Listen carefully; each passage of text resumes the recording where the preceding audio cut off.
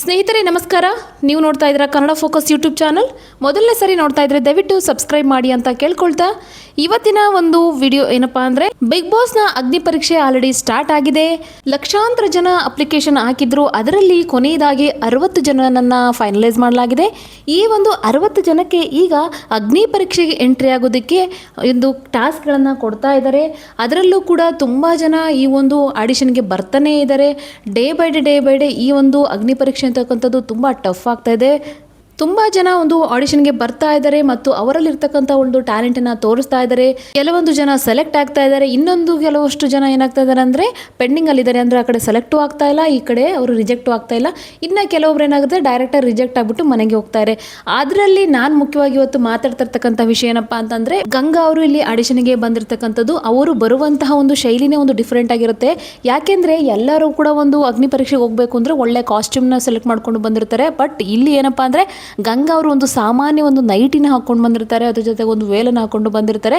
ಬರುವಾಗಲೇ ನಮಸ್ಕಾರ ಕಂಡ್ರಣೋ ಅಂತ ಕೂಗಾಡ್ಕೊಂತ ಬರ್ತಾರೆ. ಬಂದ ತಕ್ಷಣ ಒಂದು ಅವರ ಆ್ಯಕ್ಟಿಂಗ್ನ ಶುರು ಮಾಡ್ತಾರೆ. ಬಟ್ ಇಲ್ಲಿ ಯಾರು ಕೂಡ ಅವ್ರ ಇಂಟ್ರೊಡಕ್ಷನ್ ನಾವು ಎಕ್ಸ್ಪೆಕ್ಟ್ ಮಾಡಿರ್ತಾರೆ. ಅವರು ಏನು ಅವ್ರ ಬಗ್ಗೆ ಇಂಟ್ರೊಡಕ್ಷನ್ನೇ ಕೊಡೋದಿಲ್ಲ. ಬಂದ ತಕ್ಷಣ ಅವ್ರು ಆ್ಯಕ್ಟ್ ಮಾಡೋಕ್ಕೆ ಶುರು ಮಾಡ್ತಾ ಇರ್ತಾರೆ. ಬಟ್ ಇದನ್ನು ನೋಡ್ತಕ್ಕಂಥ ಜಡ್ಜಸ್ ಏನಕ್ಕಪ್ಪ ಅಂತಂದರೆ ಸ್ವಲ್ಪ ಇರುಸು ಮುರುಸು ಅಂತಕ್ಕಂಥದ್ದಾಗುತ್ತೆ.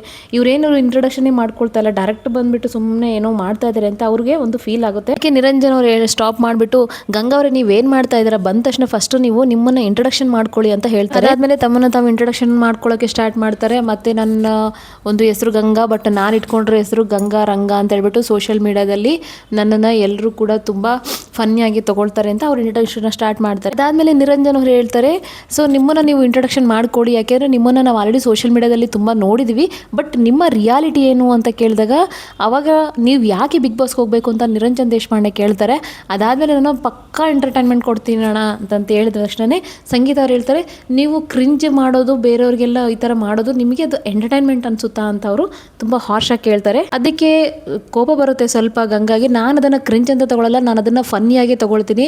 ಯಾಕೆಂದರೆ ಈವಾಗಿರ್ತಕ್ಕಂಥ ಟ್ರೆಂಡಿಗೆ ಅದೇ ಬೇಕಾಗಿರ್ತಕ್ಕಂಥದ್ದು ಜನಕ್ಕೆ, ಅದೇ ಅವ್ರಿಗೆ ಎಂಟರ್ಟೈನ್ಮೆಂಟ್ ಆಗಿರುತ್ತೆ. ಅದಾದ ತಕ್ಷಣ ವಿನಯ್ ಕೇಳ್ತಾರಲ್ಲ, ನೀವು ಯಾವಾಗಲೂ ಕೂಡ ಟ್ರೋಲ್ ಆಗ್ತಾನೆ ಇರ್ತಿರಲ್ಲ, ಮತ್ತು ನಿಮಗೆ ಹೆಂಗೆ ಎಫೆಕ್ಟ್ ಆಗಿದೆ ಅಂತ ಕೇಳಿದ್ದಕ್ಕೆ ಅವಳು ಹೇಳ್ತಾರೆ, ನನಗೇನು ಎಫೆಕ್ಟ್ ಆಗಿಲ್ಲ, ಬಟ್ ನನ್ನ ಫ್ಯಾಮಿಲಿಯವ್ರಿಗೆ ತುಂಬ ಎಫೆಕ್ಟ್ ಆಗ್ತಾ ಇದೆ. ಯಾವ ಥರ ಎಫೆಕ್ಟ್ ಆಗಿದೆ ಅಂತ ಸಂಗೀತ ಕೇಳಿದ್ದಕ್ಕೆ ನನ್ನ ಗಂಡನ ಕೈಯಲ್ಲಿ ಎಲ್ಲರೂ ಹೇಳ್ತಾರೆ, ಸರ್ ಏನಕ್ಕೆ ಅವಳು ಹಂಗೆ ಆಡ್ತಾಳೆ, ಅವಳಿಗೆ ಮೆಟ್ನಲ್ಲಿ ಹೊಡೆದ್ಬಿಟ್ಟು ಕೆಳಗಡೆ ಕುಂಡ್ರಸೋಕ್ಕಾಗಲ್ವಾ, ಸುಮ್ಮನೆ ಏನಕ್ಕೆ ಹಂಗೆ ರೋಡಲ್ಲಿ ಬಿಟ್ಟಿದ್ಯಾ ಅಂತೆಲ್ಲ ಹೇಳ್ತಾರೆ ಅಂತ ಹೇಳಿದ್ದಕ್ಕೆ, ಮತ್ತು ನೀವು ಹೇಳ್ತೀರಾ ಇದಕ್ಕೆ ಅಂತಂದರೆ ನಿಮ್ಮ ಗಂಡ ಏನು ಹೇಳಲ್ಲ ಅದಕ್ಕೆ ಹೇಳ್ತಾರೆ, ಅದು ಇವೆಲ್ಲ ಮಾಡೋದು ಬೇಡ ಕಣೆ, ಸ್ವಲ್ಪ ಕಡಿಮೆ ಮಾಡ್ಕೋ ಅಂತ ಹೇಳ್ತಾರೆ ಅಷ್ಟೇ ಅವರು ಅಂತ ಹೇಳ್ತಾಳೆ ಗಂಗಾ. ಅದಾದ ನಂತರ ನಿಮಗೆ ಮಗಳಿದ್ದಾಳ ಅಂತ ಕೇಳ್ತಾರೆ. ಅದಕ್ಕೆ ಹೌದು, ನನಗೆ 4 ವರ್ಷದ ಮಗಳಿದ್ದಾಳೆ, ಮತ್ತು ಅವಳು ಕೂಡ ಈ ಥರ ಮಾಡಿದ್ರೆ ಅಂತ ಸಂಗೀತ ಅವ್ರು ಕೇಳ್ತಾರೆ. ಅದಕ್ಕೆ ಗಂಗಾ ಹೇಳ್ತಾರೆ, ಇಲ್ಲ ಅವಳು ಆ ಥರ ಮಾಡೋದಿಲ್ಲ ಅಂತ ತಕ್ಷಣ ಚಂದನ್ ಹೇಳ್ತಾರೆ, ನಿಮ್ಮ ಪೇರೆಂಟ್ಸ್ನ ನೋಡಿತಾನೆ ನಿಮ್ಮ ಮಕ್ಕಳು ಕೂಡ ಫಾಲೋ ಮಾಡೋದು ಅಂತ ತಕ್ಷಣ ಇಲ್ಲ ಸರ್ ಅವಳು ಆ ಥರ ಮಾಡೋದಿಲ್ಲ, ಯಾಕೆಂದರೆ ನಾನೇನು ತಪ್ಪು ಮಾಡ್ತಾ ಇಲ್ಲ, ನಾನು ಜನಕ್ಕೆ ಎಂಟರ್ಟೈನ್ಮೆಂಟ್ ಕೊಡ್ತಾ ಇದ್ದೀನಿ ಹೊರತು ನಾನೇನು ಯಾವುದಾದ್ರು ಥರ ತಪ್ಪು ದಾರಿನ ಹಿಡಿದಿಲ್ವಲ್ಲ ಅಂತ ಅದಕ್ಕೆ ಸಮಜಾಯಿಸಿನ ಕೊಡ್ತಾರೆ ಗಂಗಾ.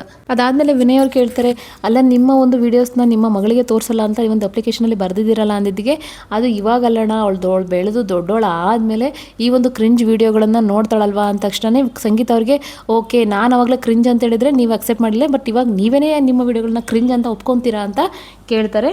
ಅದಕ್ಕೆ ಗಂಗಂಗೆ ಸ್ವಲ್ಪ ಹಾರ್ಟ್ ಆದಂಗೆ ಆಗುತ್ತೆ. ಅದು ನಮ್ಮ ಜನಕ್ಕೆ ಬೇಕಾಗಿರೋದೇನೆ ಮನೋರಂಜನೆ ಮೇಡಮ್ ಅಂತ ತಕ್ಷಣ ಮನೋರಂಜನೆ ನಾವು ಯಾವ ರೂಪದಲ್ಲಿ ನಾವು ಯಾವ ವ್ಯಕ್ತಿತ್ವನ ಇಟ್ಕೊಂಡು ನಾವು ಒಂದು ಮಾಡ್ತೀವಿ ಅನ್ನೋದು ಕೂಡ ತುಂಬ ಇಂಪಾರ್ಟೆಂಟ್ ಆಗುತ್ತೆ ಅಂತ ಸಂಗೀತ ಅವ್ರು ಹೇಳ್ತಾರೆ. ಅದಾದ ತಕ್ಷಣ ಇವಾಗ ನೀವು ರಿಯಾಲಿಟಿನಲ್ಲಿ ಹೇಗಿದ್ದೀರೋ ಗೊತ್ತಿಲ್ಲ, ಬಟ್ ಇವಾಗ ನಾನು ನಿಮಗೆ ಒಂದು ಟಾಸ್ಕ್ನ ಕೊಡ್ತೀನಿ ಅಂತ ಹೇಳ್ಬಿಟ್ಟು ಶ್ರುತಿ ಅವ್ರು ಹೇಳ್ತಾರೆ. ನೀವು ಕೆಲವೊಂದು ಪ್ರಾಪರ್ಟಿನ ಯೂಸ್ ಮಾಡಿಕೊಂಡು ನಿರಂಜನ್ ದೇಶಪಾಂಡೆ ಅವ್ರನಿಗೆ ನೀವು ಪ್ರಪೋಸ್ ಮಾಡಬೇಕು ಅಂತ ಒಂದು ಟಾಸ್ಕ್ನ ಕೊಡ್ತಾರೆ. ಅದಾದ ನಂತರ ಅವರು ಪ್ರಪೋಸ್ ಮಾಡಲಿಕ್ಕೆ ಅಂದರೆ ತುಂಬ ಟ್ರೈ ಮಾಡ್ತಾರೆ, ಬಟ್ ಅದೇನು ವರ್ಕ್ ಆಗೋದಿಲ್ಲ ಅವ್ರಿಗೆ. ಸೊ ಟ್ರೈ ಮಾಡ್ತಾರೆ. ಅದಾದ ತಕ್ಷಣ ನಂತರ ವಿನಯ್ ಗೌಡ ಅವರು ಅವರ ಪರ್ಸ್ನಲ್ ವಿಷಯಕ್ಕೆ ಕೇಳಿಬಿಟ್ಟು ನಿಮ್ಮ ಗಂಡ ಕುಡಿತಾರಾ ಅಂತ ಡೈರೆಕ್ಟಾಗಿ ಕೇಳ್ತಾರೆ.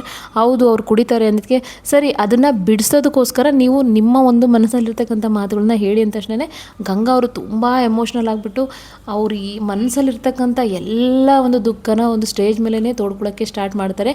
ಅದನ್ನು ಅವ್ರು ಕಂಟ್ರೋಲೇ ಮಾಡ್ಕೊಳ್ಳೋದಿಲ್ಲ, ತುಂಬ ಅಳ್ತೋ ಕೆಳಗಡೆ ಕೂತ್ಕೊಂಡ್ಬಿಡ್ತಾರೆ. ಬಟ್ ಇದನ್ನು ನೋಡಿದಂತಹ ಜಡ್ಜಸ್ ಏನಾಗುತ್ತೆ ಅಂದರೆ ನೀವು ಇಲ್ಲೇ ತುಂಬ ಎಮೋಷ್ನಲ್ ಆಗ್ತಾ ಇದ್ದೀರಾ.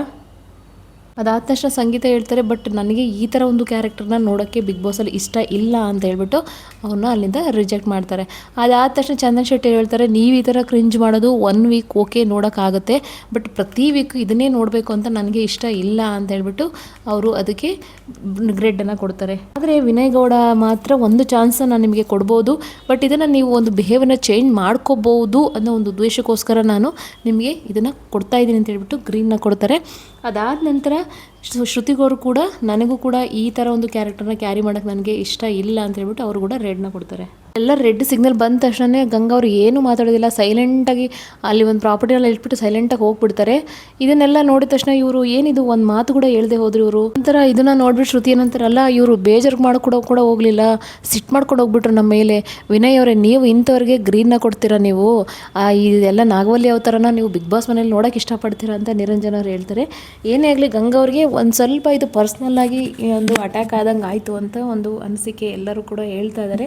ಅಂದರೆ ಅವರ ಒಂದು ಪರ್ಸ್ನಲ್ ವಿಷಯನ ಇಲ್ಲಿ ತುಂಬ ತೆಗೆದ್ರು ಅವರು ಅಂತ ಕೆಲವೊಂದು ಅಭಿಪ್ರಾಯಗಳು. ಸೊ ಈ ಒಂದು ವಿಡಿಯೋ ಬಗ್ಗೆ ನಿಮ್ಮ ಅಭಿಪ್ರಾಯ ಏನು ಅಂತ ದಯವಿಟ್ಟು ಕಮೆಂಟ್ ಬಾಕ್ಸಲ್ಲಿ ಹೇಳಿ ಅಂತ ಈ ವಿಡಿಯೋನ ನಾನು ಇಲ್ಲಿಗೆ ಎಂಡ್ ಮಾಡ್ತಾ ಇದ್ದೀನಿ. ಹೊಸ ಒಂದು ಅಪ್ಡೇಟ್ ಒಂದಿಗೆ ನಾನು ಮತ್ತೆ ನಿಮಗೆ ಸಿಗ್ತೀನಿ. ಅಲ್ಲಿವರೆಗೂ ಥ್ಯಾಂಕ್ ಯು ಫಾರ್ ವಾಚಿಂಗ್.